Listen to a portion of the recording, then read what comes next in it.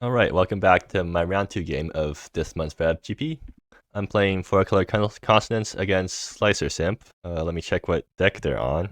Let's see. Where are they? Requiem. Oh, they're on aggro. Ah, well, that's gonna be a problem. Well, hopefully it won't matter too much. I'm on the play, which is always good. This hand, yeah, it's good because I get turn 2 Chromatic Shard into turn 3 Ofro, try to kill something. That's at least better than probably half my hands that don't have early interaction. And I also get to play a bunch of tap lands because I don't have to do anything early. New Divide's probably fetching forest, which means it's going to be untapped. No, this is fetching forest. Bit Master. Oh boy. That's a 1-drop that can easily get out of hand. Anyways, Luxurious Estate. Hopefully I don't have to play that. Alright, so I'm fetching Mountain here. And I'm playing Chromatic Shard and let's see what I draw. Nascent Light Vein. Well, I mean, I have to pass here. So overall, is gonna kill Spin Master. What do I do after that? I probably play Snowsinger's False Spring. So that means I should start. Well, I can always fetch off overall later. Okay, Razorlit Meditation. What does that do? It deals damage. Okay, this guy attacks and hasn't amped up this turn, so that's fine. I take 1, and I'm gonna kill that next turn. Grand Consonance. Well, that's something to ramp towards. Let's see. Nascent Live Vein's not gonna. Yeah, so here I play. I'm gonna need to get my colors for everything eventually. How early can I get out my Grand Consonance? Because overall is ramping 1, so 1, 2, 3, 4, 5, 6, 7, still a few turns out from now. Do I fetch with New Divide? I think it might be worth it just to get my colors out. Or no, I played Luxurious Estate because then the Nascent Live Veins are gonna be untapped. Yeah, that makes sense.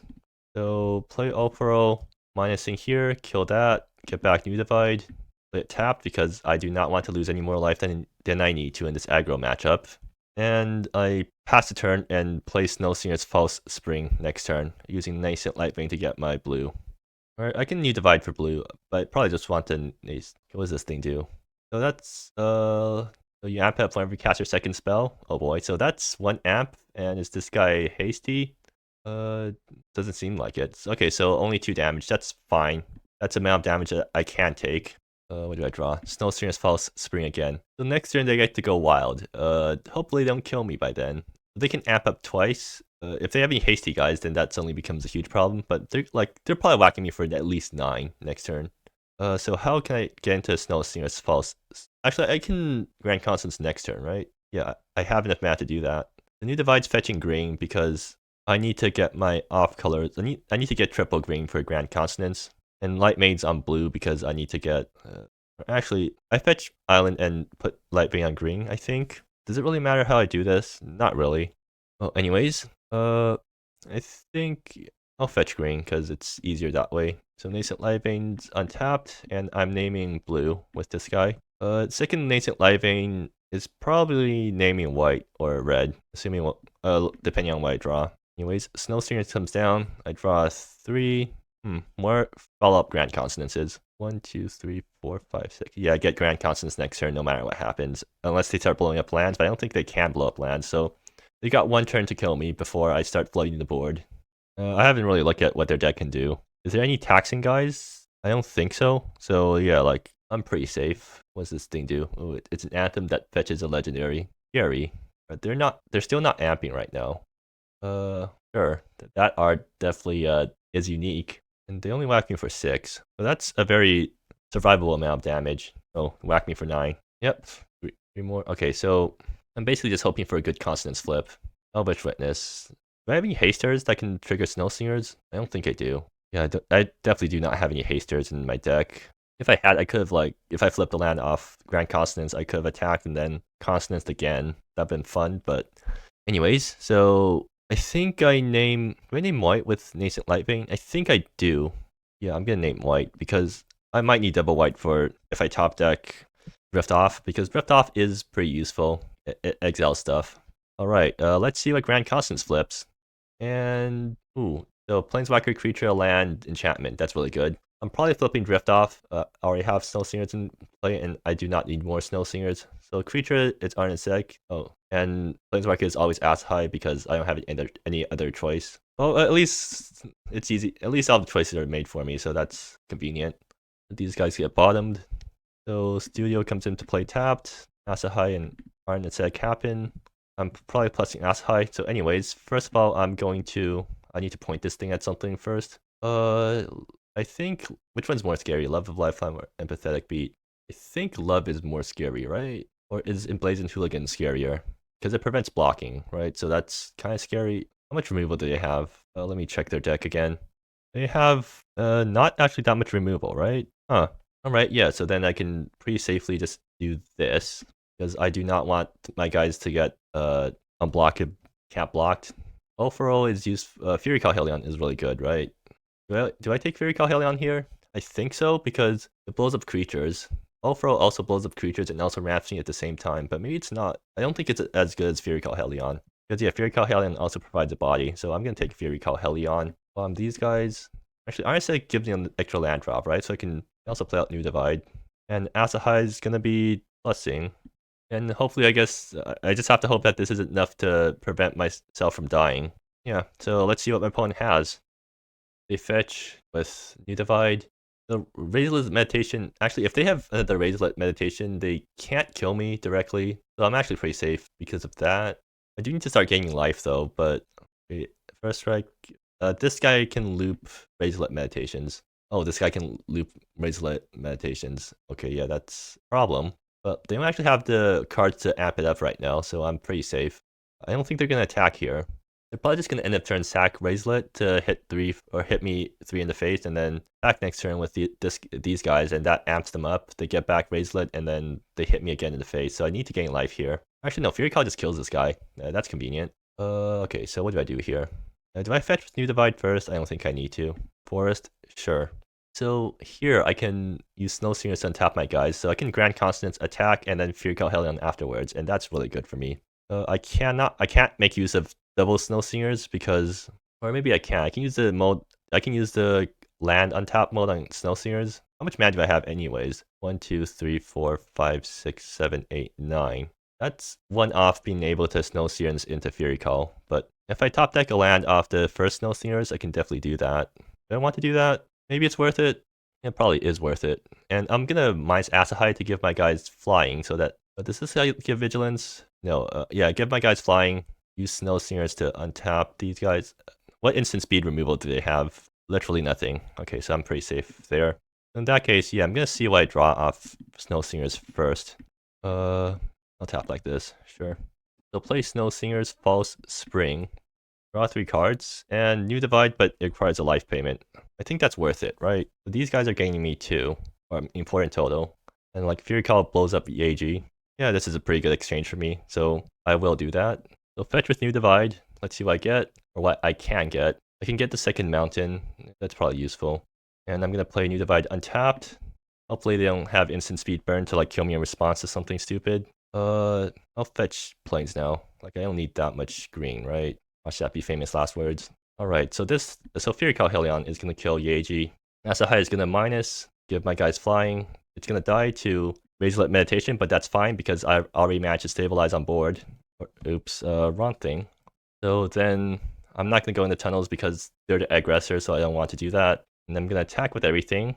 And then probably just remember to set the correct annotations. So these guys untap, these guys also untap, and I gain some life from that.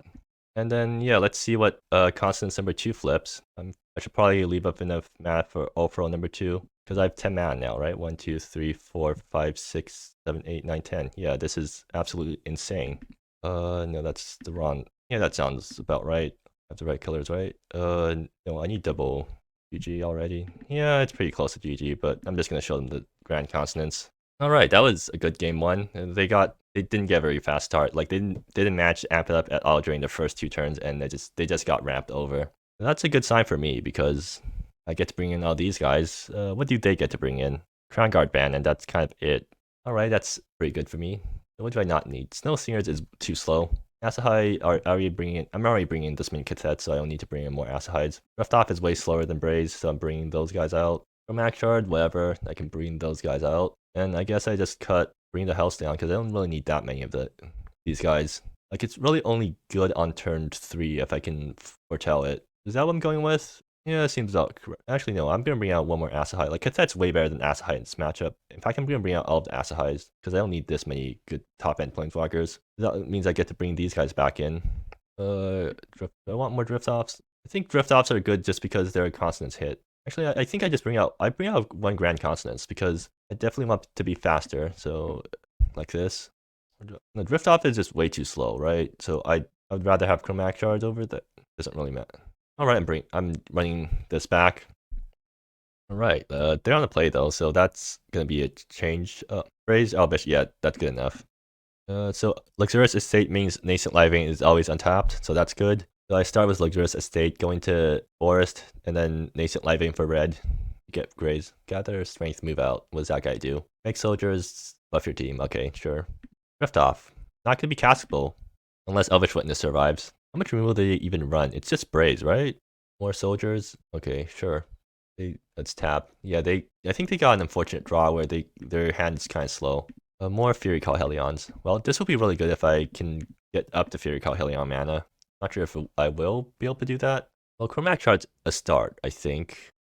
Next turn, if Elvish Witness survives, I can go Chromatic Shard Braze. That's probably worth something. Drift Off's going in the bin, though. Yeah, Chromatic Shard lets me get out my first Helion one turn ahead of schedule. That's gonna be good. Or does it? Not really. Well, it's better than nothing.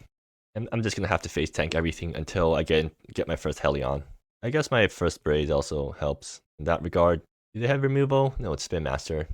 So they get to amp it up. Ooh. Do they have under land to okay, so they get to amp they get to attack with 2 things. No, that's only 1 amp. That's fine. They get to whack me for 3. That's survivable. They're not even gonna attack with other why? I'm not gonna trade off my Elvish Witness, so you're just missing out 3 damage here. Oh, whatever. Nascent Live Vein, naming red, right? Yeah. Do I Braze the Spin Master? No, because they might have like one of their 3 drops, and that's a way better Braze target, right? Yeah, and they're probably gonna play out their thing pre-combat because they need to amp it up, so should be pretty easy for me to hit something with the Braze. Like there is a state again. Well, I guess I just do this and pass, and yeah. So I'll be able to Helion next turn. Let's see, so they play Emphatic Beat, and are they gonna gather strength? All right, yeah, this Spin Master's dying. I can't let that thing survive. Although they still get the double Emphatic Beat amp trigger, that's gonna be concerning. Then Helion's just gonna be on cleanup duty. It's 9 damage, right? No, they only amped twice. All right, sure, that's nice. But they only amped once apparently, because this should be just making sure that they have the right number of triggers. Okay, yeah. So I'm taking 3 more. Can Helion even stop this onslaught? I don't think it can, so that's gonna be troublesome. Yeah, so I'm gonna sack Chromatic Shard in order to be able to play Helion with Elvish Witness as a blocker. So Helion eats up one of the soldiers. They still have 2 guys, which hopefully I can block, but it's not looking great for me. Hopefully double Helion is good enough. Am I willing to trade off Elvish Witness? Because, well, so if Elvish Witness prevents 2 damage, that's already going to be on par. Yeah, that's turning. Do they kill me from here? I think I'm going to be forced to chump block this turn. Ooh. Yeah, I'm going to go down to 1, and I won't be able to Fury Call again. Alright, I'm bringing down the house. Maybe I should have blocked last turn. Yeah, probably. I definitely should have blocked last turn, I think. Because that prevents 3 damage, and I would still be able to Helion next turn. So I might have been able to survive, but now I'm just dead. Well, they managed to outrun me, so let's see if I can win game 3 on the play.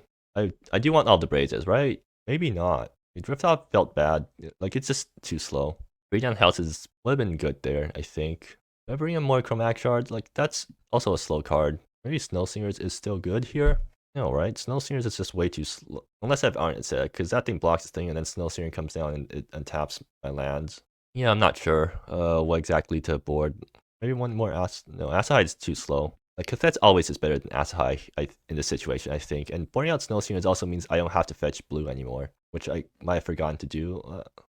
Yeah, okay, so I'm still gonna go with this configuration. Alright, let's go. Let's see if I can win game 3 on the play. And this hand, oh boy, that's not looking good for my mana. Alpha doesn't even have a thing to bring back. Elvish Witness might be able to flip into something. I think this hand's still too slow. But what's gonna happen?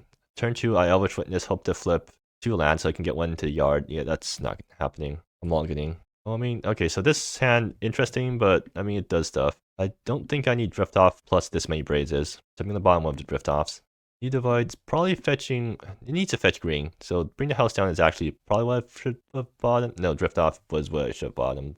The master. All right, that's getting killed. Oh, for all. Yeah, I'm fetching green. Like I need to fetch green here.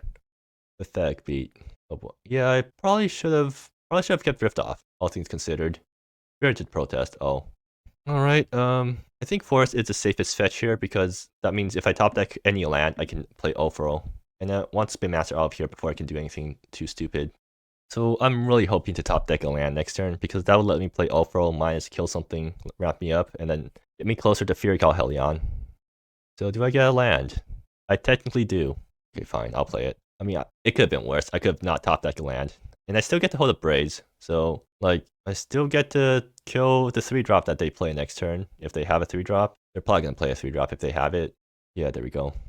Oh, they're going to sack it? No? Yeah, it's dying.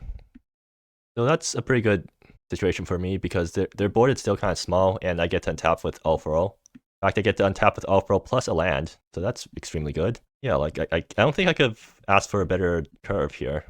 And now I get to Fury Hellion next turn, or bring the house down if they get too rowdy. And since I boarded out all my blue cards, I don't need to worry about fetching islands, so I can just fetch mountain and plains and get perfect mana for the rest of the game. Spin Master, yeah, sure. Emphatic Beat, Gary. Are they gonna spend? Yeah, they're gonna spend a turn dealing with all for all. It might be worth it blowing up their lands, I think, because it makes them less likely to be able to amp it up. But again, all their stuff is so cheap that maybe it doesn't matter. So the question is, do I bring the house down right now? And I think I do want to play bring the house down before playing Fury Hellion. So I think that actually is a yes, a Chromatic Shard. Okay, so the play here is play Chromatic Shard, forecast, bring the house down, and then like let them do their worst next turn. They can whack me for a bunch, but I'm fine. Like I can survive. The worst they can do is give a bunch of stuff haste, and they're kind of low on mana. So yeah, I think I'm pretty safe no matter what happens. In that case, I'm gonna play Chromatic Shard first, see what I draw. Ardent Ascetic, cool. Do I play Ardent Ascetic? No, nah. So I definitely need double white, so I'm gonna fetch plains. I don't actually need double. Okay, so I'm gonna fetch forest in order to get triple green, and I'm just gonna like reveal, bring the house down. Let's see what they're gonna do against this. Like they got one turn to play to the board, and then I'm gonna start slamming big things. Okay, mountain, sure.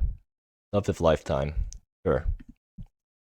And they get this guy, which dies to Fury Hellion, so I'm not really that afraid. They're not gonna attack? What?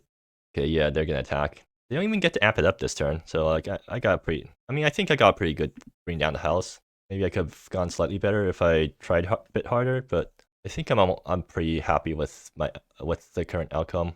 Did I go Fury Hellion or Ardent Ascetic? And I think I saved Fury Hellion for the thing that they fetch off Love of Lifetime, and it does die to Fury Call, right? Even after the buff. Let me check. Yeah, it's 3 toughness, so it dies to Fury Call after buff. All right, perfect. So I'm gonna play. Ardent Ascetic. Looking at top 4 cards. Let's see what I flip. Ooh, Drift Off. Perfect. And Ulfro number 2. Do I want Ulfro number 2? No, that's not very good right now, but Drift Off definitely is. Because Drift Off will answer Love of a Lifetime. It's probably better than Emphatic Beat. No, that thing gives Trample. Alternatively, like if I play Ulfro here, what happens? It ramps me by 1 and then nothing else happens, so that's not good. Yeah, I always take Drift Off here. I bomb these guys, and I guess Drift Off's coming out. Or do I? I can save Drift Off, actually. So next turn I can kill 2 things with Drift Off, and if they spend their entire turn playing the legend that they fetched, like the only thing that hurts me that badly is the legend plus a Spirited Protest, which will be able to, that's assuming they have, so they need exactly 3 cards in hand in order to punish me for this play, and if they do that, what happens? They get to amp twice, right? Because beyond Spirited Protest buff, so they also get the Emphatic Beat twice. Is that lethal? It might just be lethal, so I should probably play around that. Like, I can afford to play around that, right? Yeah, probably. I should probably just drift off the Emphatic Beat because that's the thing that gives trample. Yeah, okay. So that thing's going. And let's see what my opponent has. So they have their thing, and they pass. Okay, so that dies to Fury Hellion, and I'm extremely happy about that.